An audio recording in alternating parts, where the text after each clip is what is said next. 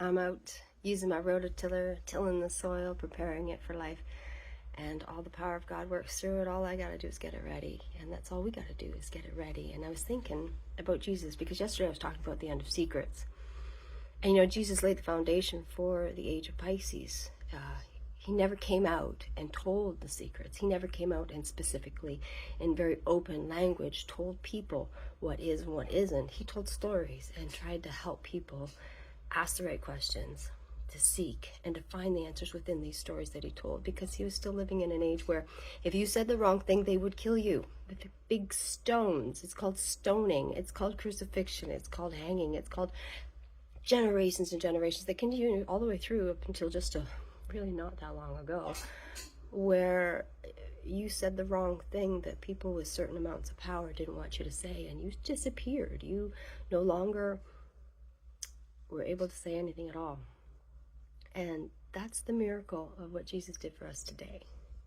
Because even though he couldn't share the secrets out the way that his heart understood them, he shared them in the way that he could. And he said in his ending statements to the world, what you will do is so much greater than I will do. And that's why. It's because we can speak freely. We can speak the truth. We can give the truth. And because of what Jesus did, we don't have to die for it. Because the mercy and grace that he showed himself, the mercy and grace and the forgiveness that he showed himself, is the mercy and grace that we can also feel for ourselves. And so we don't have to suffer simply because he did it first. And every time we say something, and maybe it's not perfect and complete truth, but it's the peace that we have right now, sure, there's going to be lessons. But we're not getting our head lopped off.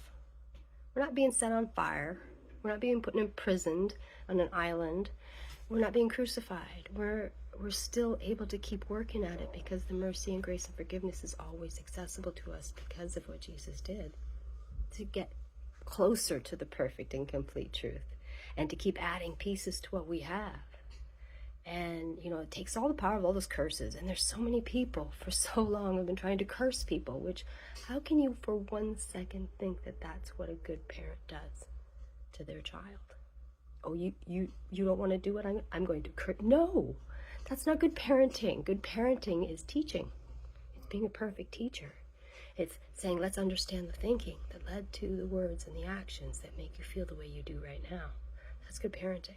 Cursing your child because they acted or spoke imperfectly without taking the time to help them understand the thinking and the feeling that led to those words and actions is not good parenting. It is the opposite of good parenting. It is the worst parenting, because that child either will do one of two things. They will learn to do the things and say the things that they're not supposed to do and say in secret, where they won't get caught and punished, or they will blindly obey but continue to think those thoughts that would lead to those actions, but because they're afraid more of the consequence of the actions than the actual acting out on their thoughts and feelings, they will poison their bodies, their lives, their minds, their relationships, their experiences, and their world.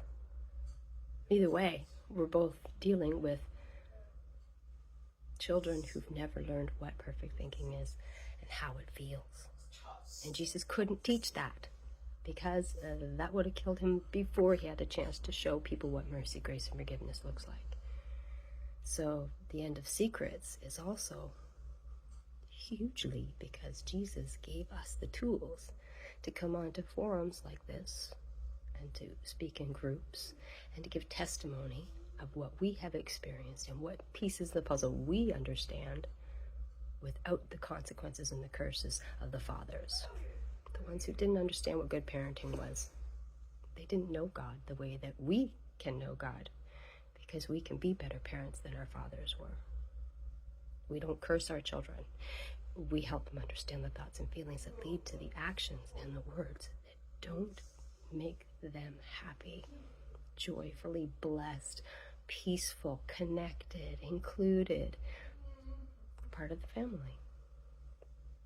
So, while I'm tilling the soil, I'm thinking how amazing it is to prepare for the blessings, both temporal and eternal, every day, simply by perfecting our thoughts, feeling them fully, and then letting the how be all in that magical realm of a divine eternal power that says, let me surprise you.